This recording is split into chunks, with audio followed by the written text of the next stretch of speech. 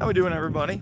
So, definitely going to be having a few videos out today. I got the Roy Cohn thumbnail all set to go. I've got a Carlin video, and that's where I want to start with this, right?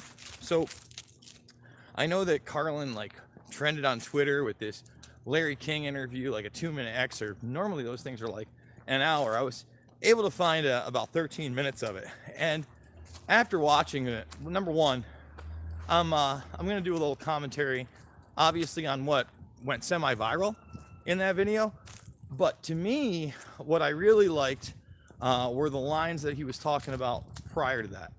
And it really is that people can disagree and have conversations with one another. Crazy, right?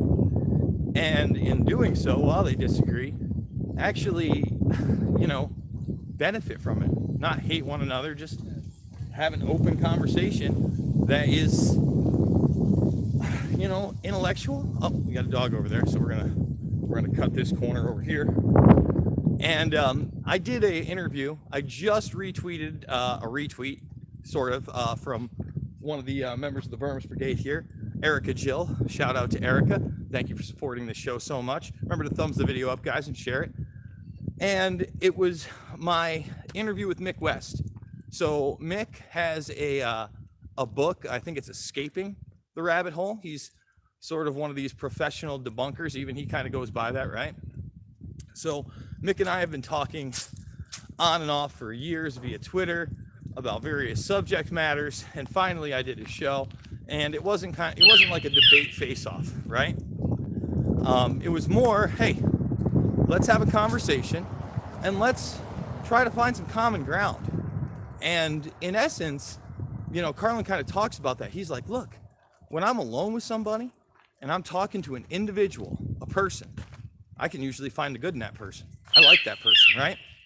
And that's how I feel about it. It's very unlikely, unless you literally have the worst garbage personality in the world, that I can't have some kind of a conversation with you. So why not start at not only a point of interest, but maybe a point of agreement, and then work your way out with your point, instead of just, joining a side. And, what he said is all of a sudden, well, you know what? I'm going to save that part. I'm definitely going to save that.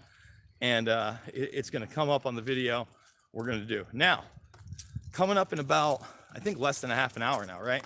I will be on Slow News Day show.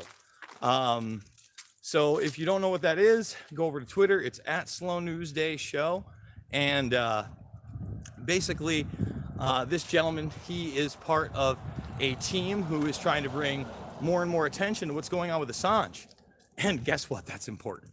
It's hugely important. In fact, there'll probably be an Assange breakdown today, or I'll make it part of my Ask Me Anything. I'm going to see if I can get Dylan to come down. I don't know if he's going to be up for it. But Assange, obviously, not getting out of prison, should be out of prison by now.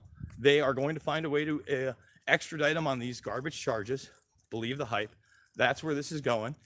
And I don't believe that there's not only enough tension about it, but the attention that's given to this case, right, always seems to be in a negative manner towards Assange, as if he really is some kind of a cyber criminal or a terrorist, right? As if he deserves this.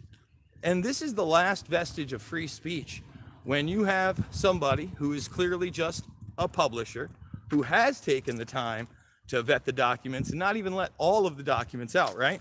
In fact, you look at a completely separate issue with Edward Snowden, we only saw bits and pieces of that. And that still bothers me to this day, by the way. I want to see as much of everything as we can. Doesn't that make more sense? Shouldn't we be able to vet that stuff? But instead, we've got a man who did vet it, who published certain things that were exposing travesties around the globe by many different governments, and he was spied on. We now know about the CIA and bathroom surveillance. There'll be a video on that later today. We'll integrate that into the Assange video, obviously. But we have an out-of-control government that I've been warning about for more than almost 2 decades. It's almost been 2 decades, not quite 2 decades. So much more than a decade and a half, right? Before I got into movies, believe me, I was I was talking about this stuff because it's dangerous. I didn't want to go into Iraq. I saw that this was a forever war. People laughed when I said we were going to be there for 20 plus years. They laughed. They laughed in my face. And here we are 15 plus years later. No problem. No talk of getting out whatsoever. Not in any real sense anyway, right? And we're, and now the thing is that you have both sides of the spectrum that are billionaires, right? Both sides of the spectrum that are billionaires that are dictating what authoritative sources are, that are funding different foundations, that are behind these groups that, one way or another, they share an outfit, they share a perspective, and they're well funded. And they're going to stop the forever wars. What am I talking about? I'm talking about George Soros and Koch, Charles Koch, getting together to start that Quincy Institute. Yet another one of these think tanks where billionaires decide what's good for us. Peter Thiel is not a great person. I know a lot of people are like, well, he's warning us about China, Jason. China's just another competitor in the market, right? I mean, what exactly is he warning us about China? Look at his investments. Look at his interests first, because he's all about that track, trace, database society. If you haven't seen my video with Whitney Webb, the second one especially, on Epstein, and you haven't taken the time, listen, you got to take time. You can't just listen to a guy walking with a stick and talking about these issues. If you haven't taken the time to read not only the end of her series, you should really read it all, but the extra part with Thiel and Carbine and this 911 app system that is already got a pretty good foothold in the market, that is already being used by law enforcement in the United States in certain areas, that is already being used in other countries like Mexico, right? That can get a hold of your phone at any time. All access. All access. So we got people screaming here on this gorgeous day. Oh, and speaking of gorgeous days, again, we'll be live on Slow News Day at 1:30. So I'll be tweeting that out if you need a link, if you need to where to find it. Make sure you're following me on Twitter. Let's talk some karma. She's looking pretty good today, huh, guys? And obviously, I love my dog. This is a good thing. Or what are you doing on a Sunday? The majority of you are here on a Sunday. Are you getting out? Are you talking to people? Are you spreading this information? Because I need you to. I need you to thumbs the video up, share it. If you're not subscribed, oh, come on, nope. We do a lot more than just chats like this one. I promise. We do deep dives. In fact, the Roy Cohn documents are pretty dense. It's going to take a while, but we'll at least give you a preview of those documents and what's being said about them in the mainstream. I also think that's extremely important because I do believe that it's timed. Sure, the documents end in, I think, 1985 on him, and there's heavy redactions, but the timing of the vault release by the FBI has to be questioned, right?